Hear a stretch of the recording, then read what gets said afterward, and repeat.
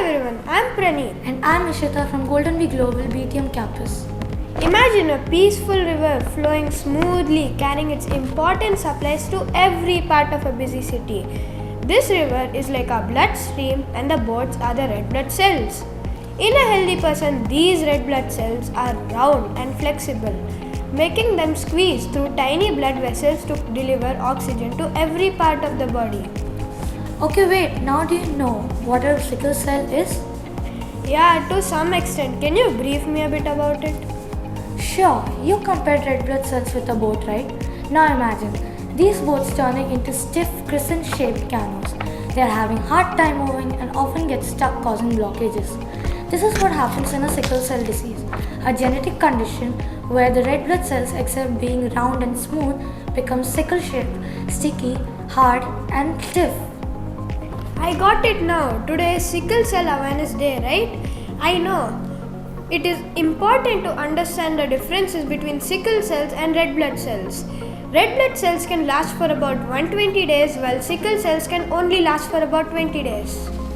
This change makes it carry less oxygen and does not let the blood flow smoothly, causing episodic pains in the body parts, and over time can cause serious complications like stroke and damage to tissues and organs.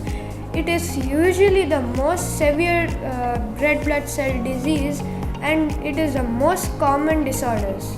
Yes, and because these cells die quickly, the body struggles to replace them, leading to constant shortage of red blood cells called anemia.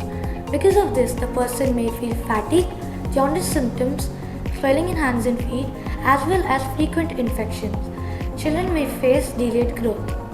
As of recent data, 1.4 million people in India suffer from sickle cell disorder, while 18 million people carrying the sickle cell trait.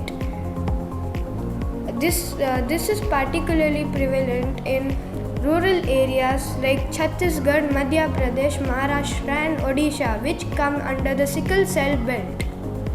Oh, I see. It's that common in our country.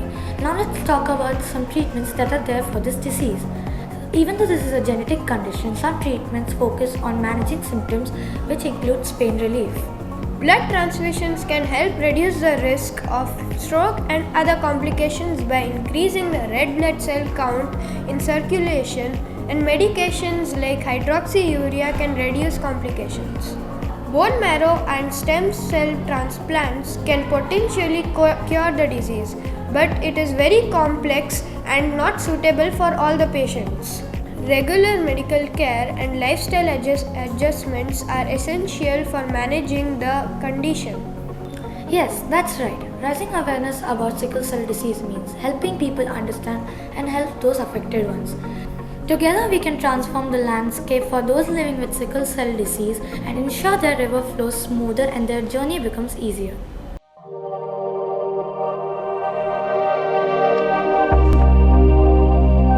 GoldenBee Global, Beehive of Learning.